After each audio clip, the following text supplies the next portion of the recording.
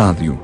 A palavra nasceu na Grécia Antiga para designar uma distância praticada no atletismo de então. Um stadion correspondia sensivelmente a 180 metros. A popularidade da disciplina obrigou a construir bancadas em torno da pista para albergar todas as pessoas que queriam ver os atletas em ação. E o stadion já não era só uma medida ou uma distância, era um teatro. Os séculos passaram, os impérios mudaram de geografia e os estádios espalharam-se pelo mundo. Cresceram, modernizaram-se e já não são apenas teatros, são casas de família, catedrais, a expressão física de uma devoção intraduzível.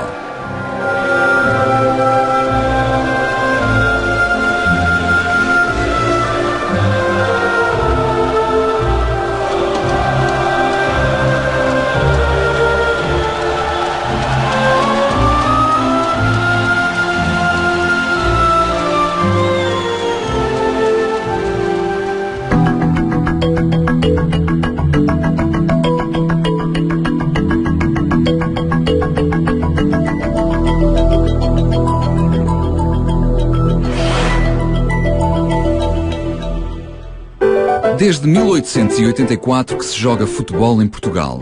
O desporto rei veio de terras de Sua Majestade, trazido por súbditos britânicos e pelos irmãos Pinto Basto, os exploradores que trouxeram o precioso exemplar de uma descoberta extraordinária, a bola de futebol. Depois de alguns anos de experimentação, começaram a nascer os clubes, mas nenhum que desse luta às formações inglesas. Os melhores eram os ingleses do Cabo Submarino, do Carcavelos Clube. Portanto, fundaram um clube, eles estavam a montar o Cabo Submarino para ligar por telefone Portugal e a Europa com os Estados Unidos. Nos finais de 1903 correm rumores de que uma rapaziada em Belém tem talento para o novo jogo. Uns antigos alunos da Casa Pia, os irmãos Catatal, os Carrilhos e os funcionários da Farmácia Franco. Manuel Goulart, treinador não oficial de uma equipa que em rigor não existe formalmente, tem então o atrevimento de desafiar para um frente a frente o CIF, Clube Internacional de Futebol dos míticos Pinto Basto e misto de portugueses e ingleses. Acabam por acontecer 2 jogos com uma vitória por 1-0 para cada lado. Os de Belém estão eufóricos e dali a poucos dias oficializam a proeza. A 28 de fevereiro de 1904, ao balcão da Farmácia Franco, nasce o primeiro clube exclusivamente português que ia fazer frente aos ingleses, o Sport Lisboa.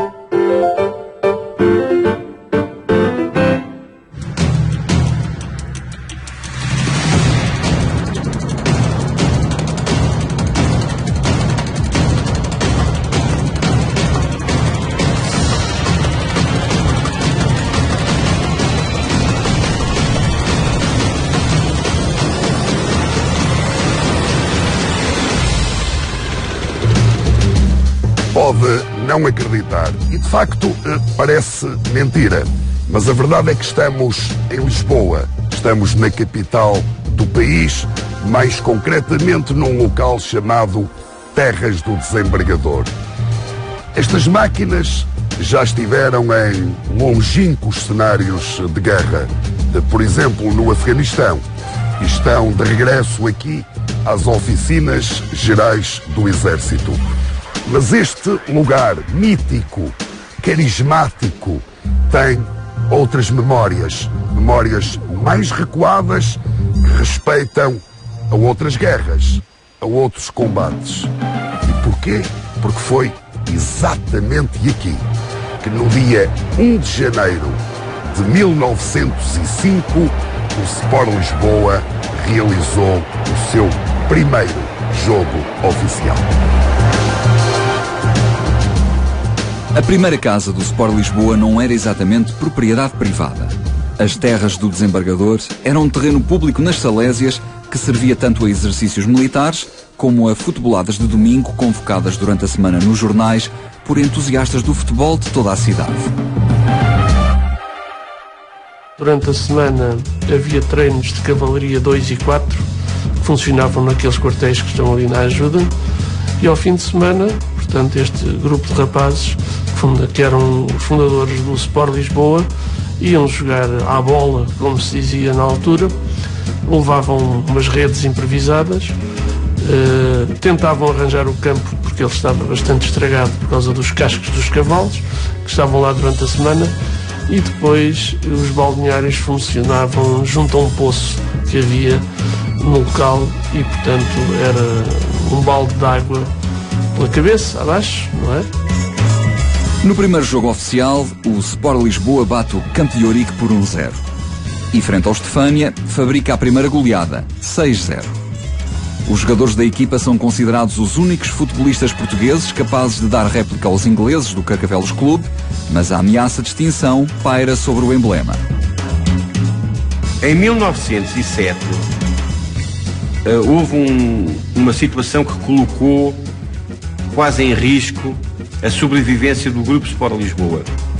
Foi o facto, 8 jogadores, portanto em 11, 8 jogadores foram aliciados para ir jogar para um clube que foi fundado em 1906, mas que não tinha jogadores, que era o Sporting. À debandada de jogadores para o Sporting juntam-se as péssimas condições do terreno.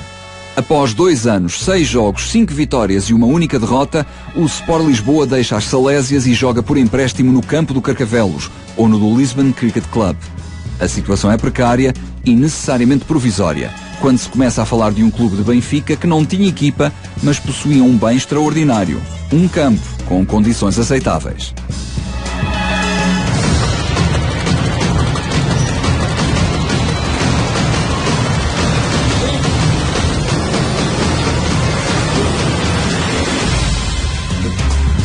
Estamos em plena estrada de Benfica, uma das artérias mais longas e mais movimentadas da cidade de Lisboa.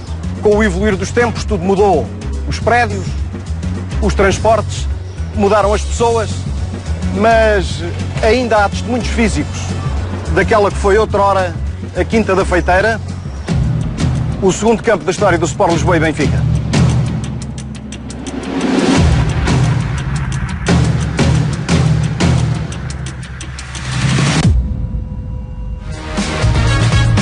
O grupo Sport Lisboa tinha os jogadores. O grupo Sport Benfica, mais dado ao ciclismo que ao futebol, tinha o campo. Em 1907, a rapaziada de Belém começa a jogar por empréstimo na Feiteira e logo no primeiro encontro bate o CIF por 1-0. No ano seguinte dá-se a evolução lógica. O Sport Lisboa absorve o Sport Benfica e adquire o nome que dura até hoje. O Sport Lisboa e Benfica tinha agora jogadores e campo oficial, a Quinta da Feiteira. Esse campo foi um campo já muito evoluído para a época, já tinha 100 metros por 79, portanto já era um campo bastante grande. Ao longo de 4 anos, o Benfica realiza ali 68 jogos, alcança o primeiro título de campeão regional e bate os recordes de assistência para espetáculos desportivos em Portugal. Mas quando projeta obras de melhoramento no recinto, o proprietário responde com um aumento de renda incomportável para os humildes cofres do clube. Em 1911, o Sport Lisboa e Benfica está novamente à procura de casa.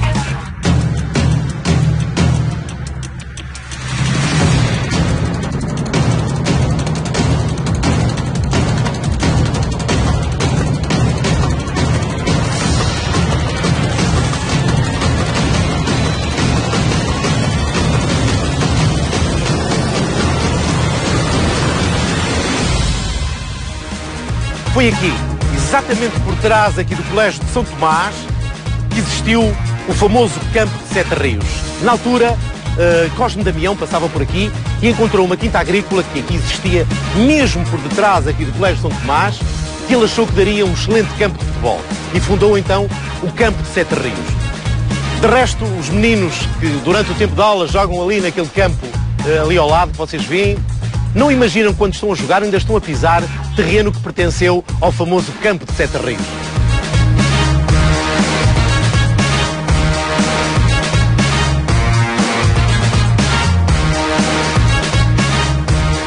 Era uma quinta agrícola, os sócios acordaram em serem eles a fazer as obras para transformar uma quinta agrícola que estava cultivada.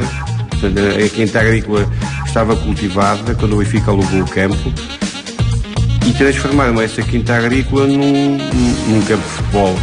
Obrigados a um período de transição em que jogam entre a Palhavém e as Laranjeiras, os encarnados iam agora construir uma nova casa numa quinta em Sete Rios. O terceiro estádio do Benfica revela muito do código genético do clube. Primeiro, o Benfica era já um património espiritual que sobrevivia à ausência de património material. Segundo, o périplo pela cidade fazia com que conquistasse adeptos por toda a Lisboa. Terceiro, era um clube realmente feito pelos sócios. São eles que seguem Cosme Damião para Sete Rios, transformam um terreno agrícola num campo de futebol e fazem de um pequeno chalé de madeira os balneários e um lugar onde guardar redes, regadores e bandeirolas. Mas continuava a faltar um detalhe aos estádios do Benfica: as bancadas. O Benfica continuava a não ter bancadas. Praticamente todos os clubes em Lisboa, os principais, o Campo das Laranjeiras, o Campo de Palhavã, o Império, o Campo do Sporting, no Lumiar, tinham bancadas. O campo do Benfica não tinha bancadas. Em 1915, com a emissão de 150 títulos de empréstimo adquiridos pelos sócios, o campo de Sete Rios inaugura a primeira bancada. Após 11 anos de existência, o Sport Lisboa e Benfica tinha pela primeira vez onde acomodar os adeptos para assistir ao espetáculo. E havia espaço para mais. O clube podia abrir-se a outras modalidades. Por isso, Sete Rios ganha também um corte de ténis e uma piscina para a prática da natação e do polo aquático, improvisada a partir de um velho tanque de rega.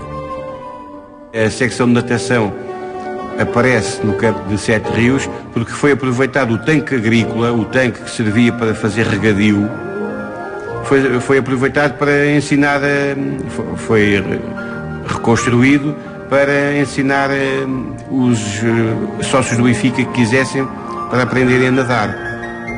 Mas uma vez mais, o Benfica ia ser desalojado por diferendos com o proprietário do terreno. O proprietário desse campo de Sete Rios realmente, vivia se calhar desses rendimentos. Recordo que queria cobrar 750 escudos por ano, na altura, que era uma fortuna. E depois houve negociações, passou para 400 escudos, mas, enfim, quer dizer, embora o Benfica fosse crescendo e o número de sócios aumentando, era uma importância avultada. E numa Assembleia Geral realizada nessa altura foi decidido que tinha que se construir um campo que fosse mesmo do Benfica para acabar com esta tragédia, não é? O campo de Sete Rios chegava ao fim em 1917, deixando na memória, entre outros, um 4-0 ao Sporting no jogo inaugural, um 8-0 ao Porto e um 7-0 ao Real Fortuna de Vigo. Em 1916, o Sport Lisboa e Benfica absorveram na sua estrutura outro coletivo, os Desportos de Benfica. O Desportos de Benfica não tinha muitos sócios, enquanto que o Benfica já tinha bastantes sócios. Então houve ali uma união de interesses e o Benfica passou a ter a sede na Avenida Gomes Pereira. Agora, os destinos do clube iam voltar a cruzar-se com a zona da cidade que lhe dava nome.